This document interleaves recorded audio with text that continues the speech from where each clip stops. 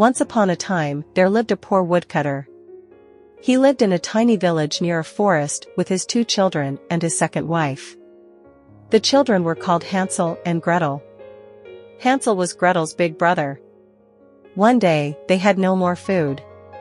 The woodcutter's wife said to him that they must send the children into the forest. She wanted them to be lost forever. Then she and the woodcutter would have more food to eat. Hansel heard his wicked stepmother talking. He went outside and filled his pockets with little white pebbles. The next day, the woodcutter and his wife took the children into the forest. The woodcutter wasn't happy about leaving his children, but his wife made him. So Hansel and Gretel were left all alone. Night fell and it grew cold. Gretel began to cry. "Don't worry," said Hansel, "hold my hand and I'll get us home." As they had walked into the forest that morning, Hansel had dropped a trail of white pebbles. Luckily, the moon was bright and it shone on the white stones. The children followed the trail home. The woodcutter's wife was angry when she saw the children. She shouted at her husband and told him to take the children back into the forest and lose them. The woodcutter was upset, but he was afraid of his wife. He agreed to do what she said. As they were pushed out of the door, Hansel grabbed a slice of bread. When they walked back into the forest, Hansel dropped crumbs of bread. He was hoping to follow the trail back again. When they got to the middle of the forest, the children's father muttered an excuse and told them he had to leave.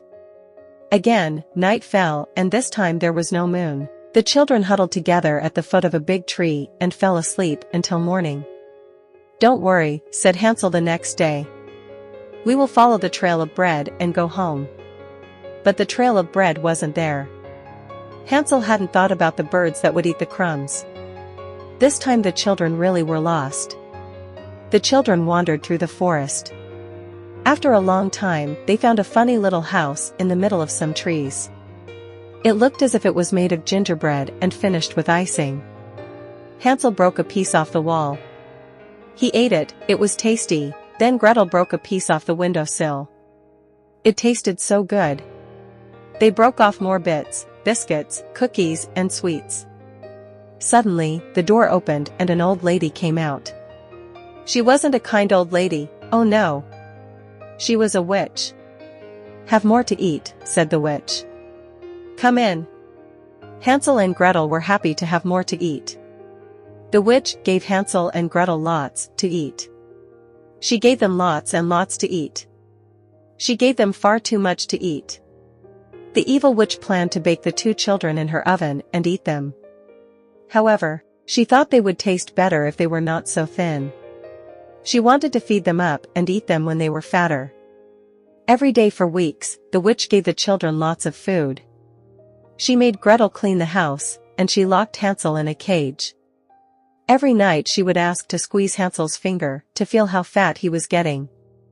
The witch couldn't see very well.